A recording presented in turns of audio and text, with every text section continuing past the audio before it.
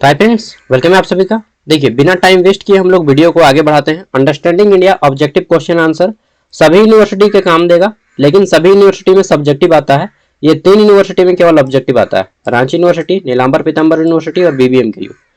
ठीक है, इनमें पेपर जो है अंडरस्टैंडिंग इंडिया का ऑब्जेक्टिव फॉर्म में आता है, बाकी सब यूनिवर्सिटी में सब्जेक्टिव फॉर्म में आता है। ठीक है, तो अगर आप दूसरे यूनिवर्सिटी से हैं तो देख सकते हैं, क्योंकि आपके यूनिवर्सिटी से मात्र 5 ही क्वेश्चन आपका 1 मार्क्स का आएगा। ठीक है, और बाकी इन सब में, इन तीनों में प्रत्येक क्वेश्चन आपका ऑब्जेक्टिव ही आएगा। ठीक है, तो चलिए शुरू करते हैं डायरेक्टली। यह हमारा वीडियो का पार्ट 3 है। इसके बाद और एक वीडियो आएगा, और इससे पहले भी हम लोग 2 वीडियो बना चुके हैं, पार्ट 1 और पार्ट 2। यह पार्ट 3 है। नेक्स्ट वीडियो पार्ट 4 जल्द ही आएगा, और मैं टाइम वेस्ट किए बिना वीडियो को सरसरा के एकदम बनाऊंगा, क्योंकि मेरा लैपटॉप भी चार्ज कम है और मौसम भी खराब है। ठीक है, चलिए देखते हैं। तो पार्ट 3 में हमारा पहला प्रश्न आता है, हिंदी इंग्लिश दोनों में प्रश्न है कि भारत की पहली पंचवर्षीय योजना कब शुरू हुई। तो भारत की प्रथम पंचवर्षीय योजना 5 ईयर प्लान, 5 साल की योजना होती है पंचवर्षीय योजना, 1951 में शुरू हुई। कृषि पर आधारित थी और हेरोड डॉमर मॉडल पर आधारित थी। कृषि पर जोर दिया गया था, हेरोड डॉमर पर मॉडल पर आधारित थी। 1951 से 56 तक चली थी। और पंचवर्षीय योजना 1 अप्रैल से शुरू होती है और 1 मार्च को खत्म होती है। कोई भी जो हमारा योजना है तो वह 1 अप्रैल को, 1 अप्रैल को शुरू होता है और 31 मार्च को खत्म होता है। ठीक है, इसको नोट डाउन कर लीजिएगा। ये हमारा एनुअल साल इस तरह से चलता है। ठीक है, आप अगर यूनिवर्सिटी में एडमिशन भी लेते हैं तो वह 1 अप्रैल से 31 मार्च के सेशन में काउंट होता है। ठीक है, दूसरा है, प्रथम पंचवर्षीय योजना का मुख्य उद्देश्य क्या था। तो कृषि और सिंचाई को बढ़ाना। ठीक है, आगे देखते हैं। नेक्स्ट अगला प्रश्न है हमारा, भारत की योजना प्रणाली का मॉडल किस देश से प्रेरित था। तो भारत की जो पंचवर्षीय योजना है यह सोवियत संघ, वर्तमान में रूस, जिसको हम लोग रसिया बोलते हैं। ठीक है, आप लोग कितना रेट रखे, 7,000। चलिए, रूस, रसिया ना, रसियन। चलिए, तो वो सब कॉमेडी के लिए बोल देता हूँ, मजाक से। तो रूस देश से ही सबसे पहले पंचवर्षीय योजना शुरू हुई और बाद में हमारे देश में इसी आधार पर अपनाया गया। ठीक है, अगला है, भारत में योजना आयोग की स्थापना कब हुई। तो भारत में योजना आयोग की जो स्थापना है कब हुई थी, 1950 में। ठीक है, नेक्स्ट है हमारा, नीति आयोग की स्थापना कब हुई। तो नीति आयोग की स्थापना 1 जनवरी 2015 को होती है। नीति का फुल फॉर्म होता है एन से नेशनल, आई से इंस्टीट्यूशन, सी से transforming of India. National institution for transforming in India. ठीक है, national institution for transforming India बोला जाता है। नीति आयोग को थिंक टैंक के नाम से भी जाना जाता है। थिंक टैंक, क्या थिंक, अरे भाई लिखाओ तो यार, थिंक टैंक। ठीक है, इसके नाम से भी नीति आयोग को जाना जाता है। और यह योजना आयोग के स्थान पे आया। योजना आयोग को समाप्त कर दिया गया 2015 में, 1 जनवरी 2015 में, और उसके स्थान पे नीति आयोग की स्थापना की गई। इसका हेड प्रधानमंत्री होते हैं।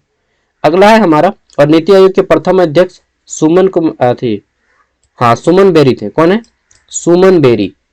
नीति आयोग के प्रथम अध्यक्ष सुमन बेरी है। ठीक है, अगला है, 21वीं सदी में भारत की आर्थिक नीति का मुख्य उद्देश्य क्या है। तो 21वीं सदी में भारत की आर्थिक नीति का मेन लक्ष्य जो है वह है क्या। तो 1 मिनट, कहां पे थे हम लोग यार, क्वेश्चन नंबर 6। 21वीं सदी में भारत की आर्थिक नीति का मुख्य उद्देश्य क्या है। ठीक है, तो सतत विकास और समावेशी वृद्धि। सतत विकास माने ऐसा विकास करना जिससे हमारा भी फायदा हो और हमारे आने वाली पीढ़ी पर कोई खतरा न मंडराए, इसी को बोलते हैं सतत विकास। इंग्लिश में बोलते हैं सस्टेनेबल डेवलपमेंट। ठीक है, सस्टेनेबल डेवलपमेंट। और समावेशी विकास यानी कि सभी का विकास हो। ठीक है, अगला है हमारा, भारत में मेक इन इंडिया योजना कब शुरू हुई। तो मेक इन इंडिया योजना 2014 में शुरू हुई थी। ठीक है, अगला है, किस योजना का उद्देश्य कौशल विकास को बढ़ावा देना है। कौशल विकास जिसमें आपने मालूम होगा कि 3 महीना का ट्रेनिंग करके और बच्चा लोगों को 10th और 12th पास कैंडिडेट को 3 महीना का ट्रेनिंग करा के इन लोग बाहर भेजता है काम करने।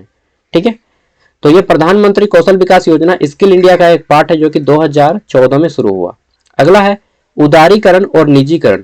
ठीक है, और वैश्वीकरण नीति कब लागू हुई। तो उदारीकरण, नीतिकरण और वैश्वीकरण, इसको शॉर्ट में एलपीजी बोलते हैं। एल से लिबरलाइजेशन, पी से प्राइवेटाइजेशन और जी से ग्लोबलाइजेशन।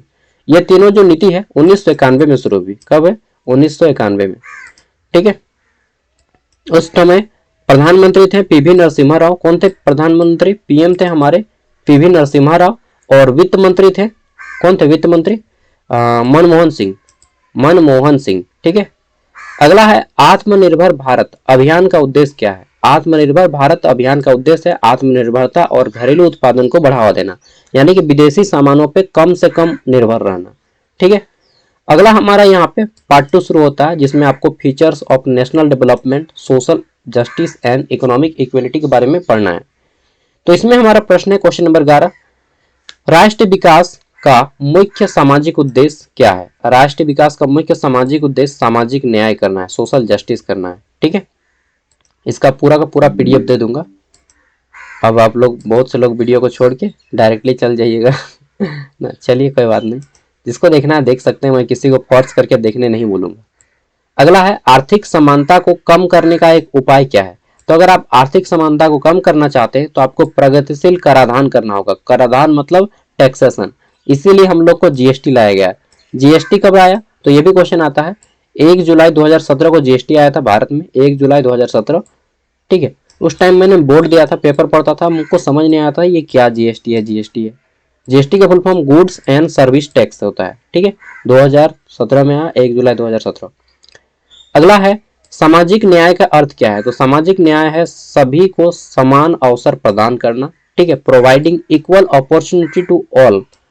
नेक्स्ट है गरीबों के लिए रोजगार योजना कौन सी है? तो गरीबों के लिए रोजगार योजना है मनरेगा। मनरेगा भारत में 2005 में शुरू हुई, 2005 में। ठीक है।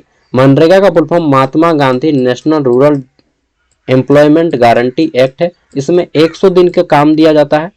ठीक है, लोगों को।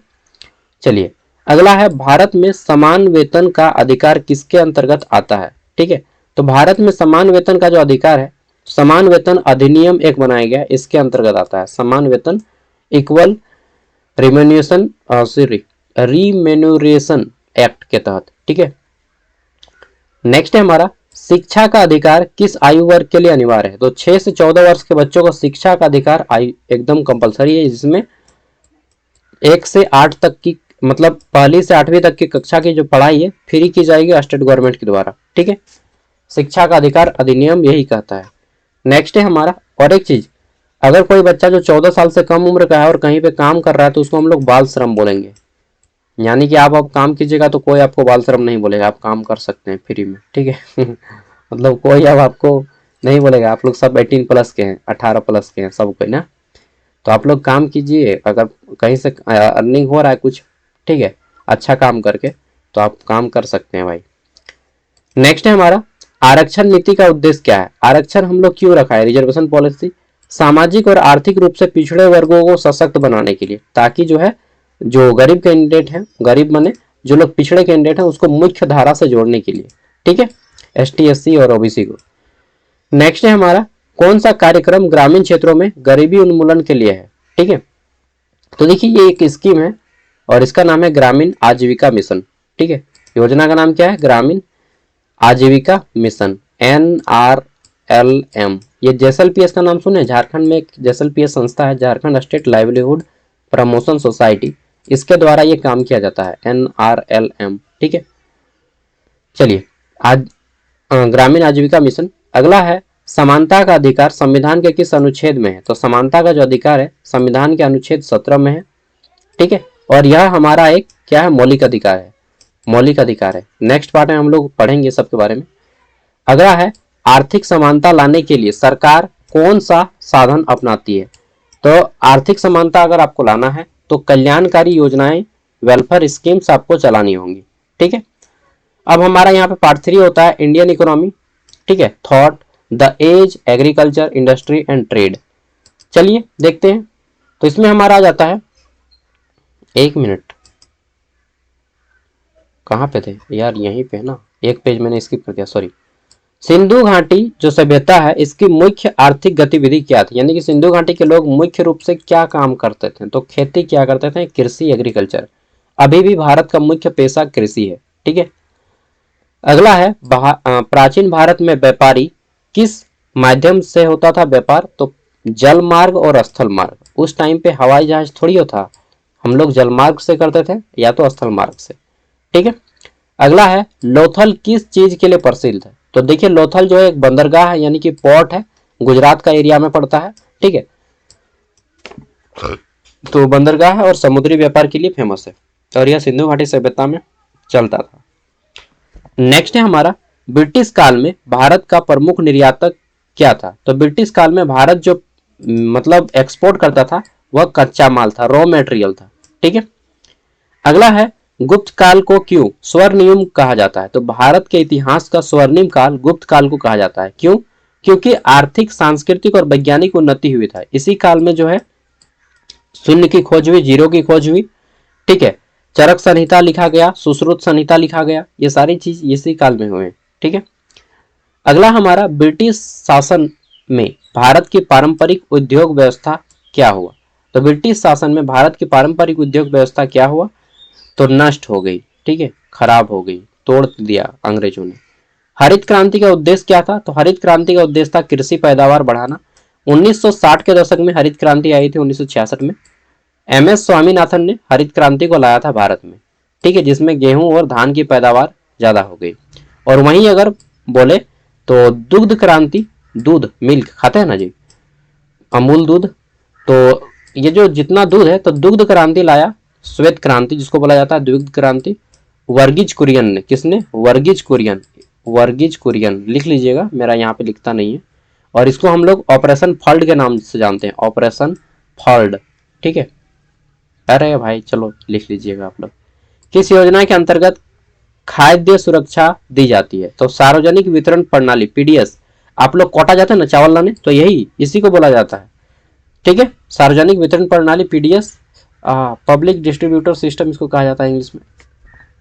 अरे बाबा माथा दर्द करने लगा यार। चलिए, अगला हमारा, औद्योगिक नीति 1991 में का मुख्य उद्देश्य क्या था? तो देखिए, इसका मुख्य उद्देश्य था निजीकरण, उदारीकरण और वैश्वीकरण। एक चीज यहाँ पे भूल गया लिखने के लिए, इसको भी लिख दीजिएगा, वैश्वीकरण। LPG model, liberalisation, privatisation, globalisation, LPG। ठीक है। चलिए, यहाँ पे P दिया है, L दिया है और L तो देना भूल, G तो देना भूल गया, ग्लोबलाइजेशन। ठीक है। निजीकरण, वैश्वीकरण और औद्योगिकरण 1991 में अपनाया गया। अगला है, भारत में सेवा के क्षेत्र में वृद्धि किस दशक में हुई थी? तो भारत में सेवा के क्षेत्र में वृद्धि 1990 के दशक में हुई थी। ओके, आगे देखते हैं पार्ट 4, अंतिम है इसका। ठीक है, और चलिए देखते हैं। तो पार्ट 4 का हमारा पहला प्रश्न है, नीति निर्देशक तत्व संविधान के किस भाग में है? तो यह भाग 4 में है। संविधान के भाग 1 में राज्य और संघ क्षेत्र के बारे में बताया गया, राज्य और संघ क्षेत्र के बारे में। संविधान के भाग 2 में नागरिकता के बारे में बताया गया, क्या? नागरिकता, सिटीजनशिप। भाग 3 में जो बताया गया है मौलिक अधिकार के बारे में बताया गया है। ठीक है, भाग 3 में मौलिक अधिकार के बारे में, एंड भाग 4 में नीति निर्देशक तत्व के बारे में। ठीक है, वही बात कर लेते हैं, ये नीति निर्देशक तत्व कहाँ से लिए गए हैं? तो आयरलैंड से लिया गया है, आयरलैंड से। ठीक है, आयरलैंड, यहीं से लिया गया है नीति निर्देशक तत्व। अगला है, मौलिक अधिकार संविधान के किस भाग में है? तो मौलिक अधिकार संविधान के भाग 3 में है। अभी मैंने बताया यहाँ पे, देखिए मौलिक, और ये मौलिक अधिकार अमेरिका से लिया गया है। कहाँ से? अमेरिका से लिया गया है। ठीक है, और इनकी संख्या कितनी है? 6 गो मौलिक अधिकार है। अगला है, मौलिक कर्तव्य किस अनुच्छेद में है? तो मौलिक अधिकार, मौलिक कर्तव्य जो है यह हमारा संविधान के अनुच्छेद 51 में है। ठीक है, अनुच्छेद 51 के क में, और मौलिक कर्तव्यों की संख्या हमारी 10 है। ठीक है, कहां से लिया गया है? ये लिया गया है हमारा रूस से। कहां से? रूस, रसिया, रसियन। ठीक है, चलिए नेक्स्ट है हमारा यहाँ पे, अगला है, शिक्षा का अधिकार किस प्रकार का अधिकार है? तो शिक्षा का अधिकार जो है राइट टू एजुकेशन। ठीक है, is which type of right? तो यह जो है हमारा एक मौलिक अधिकार है। ठीक है, मौलिक अधिकार है। अगला है, नीति निर्देशक तत्वों का उद्देश्य क्या है? तो कल्याणकारी राज्य की स्थापना करना, मतलब एक राज्य को अपने क्या बोलते हैं, अपने जनता के लिए क्या क्या करना चाहिए वो बताया गया है नीति निर्देशक तत्वों में। आगे देख लेते हैं। तो नेक्स्ट है हमारा, अनुच्छेद 21 किससे संबंधित है? अनुच्छेद 21 शिक्षा का अधिकार से संबंधित है। वहीं पूछे अनुच्छेद 17 किससे संबंधित है? तो अनुच्छेद 17 छुआछूत से संबंधित है। कि तो पाड़े लगे, हमें तेली लगी हो, ठीक है, तो नवा लगे, हमें कुर्मी लगी हो, तो घांसी लगे, हमें डाउन लगी, ये सब जो बोलता है ना। ठीक है, ये छुआछूत, ये है आपका क्या? आर्टिकल 21। नेक्स्ट है हमारा, मौलिक अधिकार की रक्षा कौन करता है? अरे भाई लाइन आ गया ना, जस्ट वेट अ मिनट, मुझे चार्ज में लगाना है यार। नहीं तो मेरा मौलिक अधिकार की रक्षा कौन करता है? तो ये करता है आपका कोर्ट। कौन सा कोर्ट? या तो सुप्रीम कोर्ट या फिर हाई कोर्ट या फिर सिविल कोर्ट। ठीक है, किसी भी कोर्ट में जाइए, आपको मौलिक अधिकार की रक्षा करता है कोर्ट। ठीक है, मौलिक अधिकार। एक मिनट, मैं ना बहुत जल्दी जल्दी बोल रहा हूँ क्योंकि मेरा लैपटॉप का चार्ज खत्म है। चलिए, अब जान में जान आई, लाइन आ गया।